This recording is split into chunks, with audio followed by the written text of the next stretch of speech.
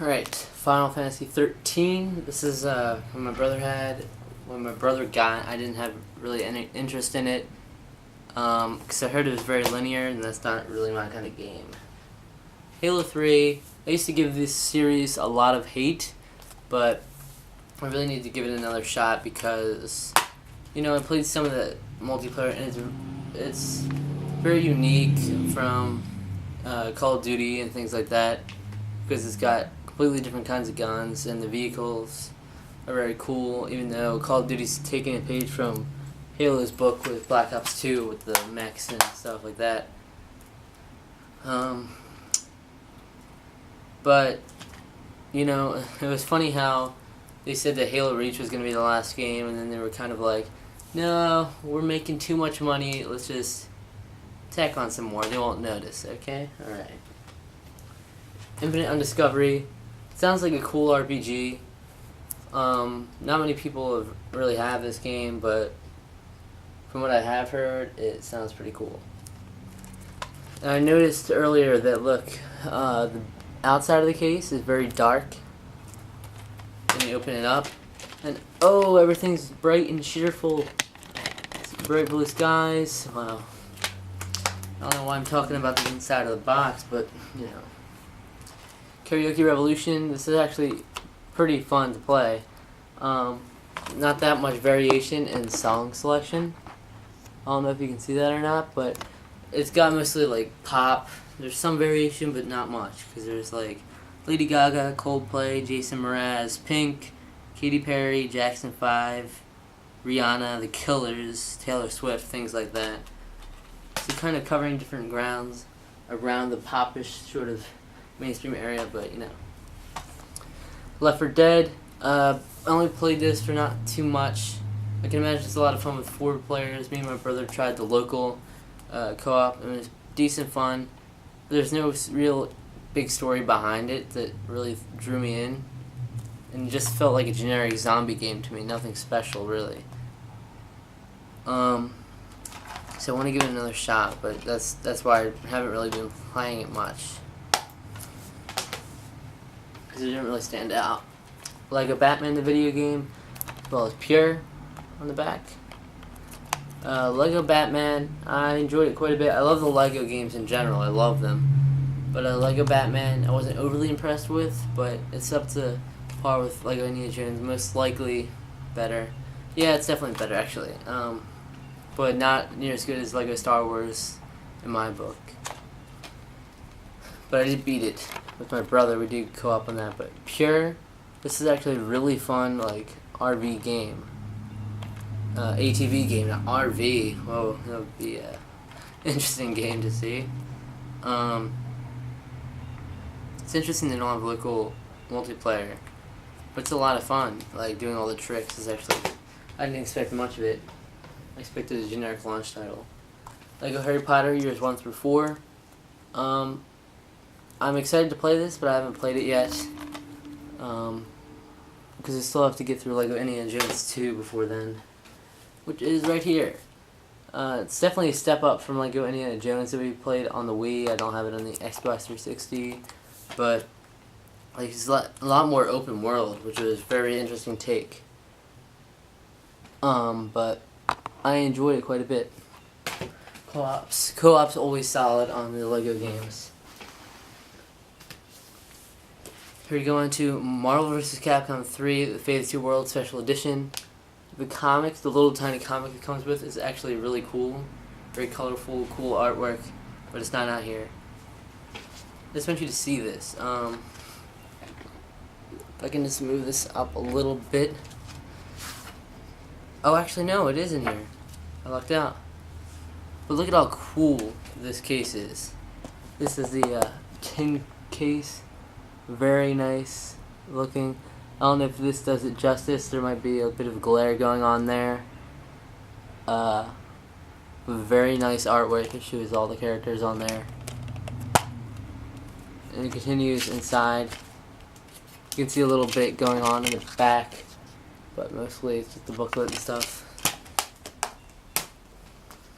And on top of that, there's this booklet that I was talking about, this kind of little mini comic book. I mean, it's not really comic. No, it's not. But it's an art book. I corrected myself. Yeah, it's got some nice artwork in there. It's really nice. If you're into collecting, you definitely need this if you're gonna get Marvel vs. Capcom 3. Yeah, awesome stuff.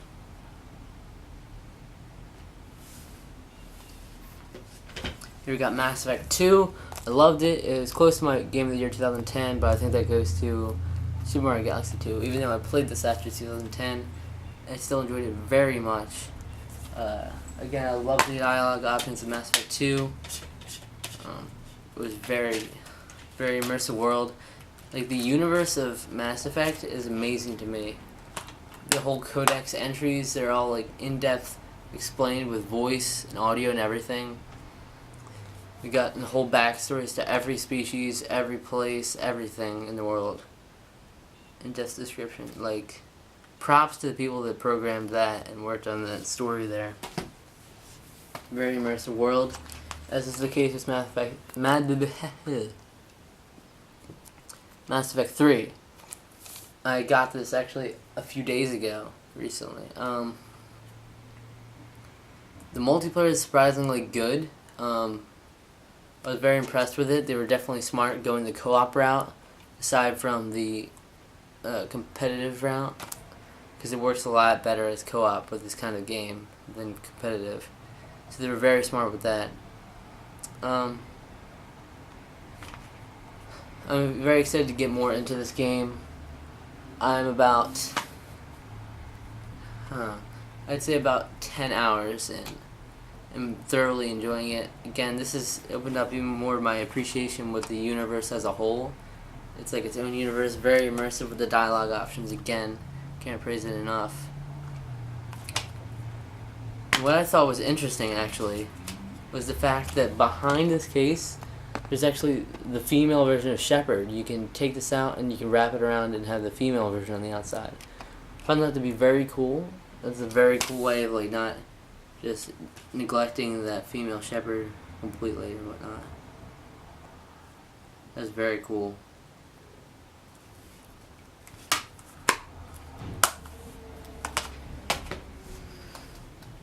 We got Mortal Kombat. Wasn't that impressed with it, but it was pretty good. Still haven't beaten that though. Mortal Kombat versus DC Universe. I actually liked this quite a bit. It was very interesting to see this crossed over. Definitely not the best fighting game. Definitely not the best for competitive fighting game players like Jumble Junkie and whatnot.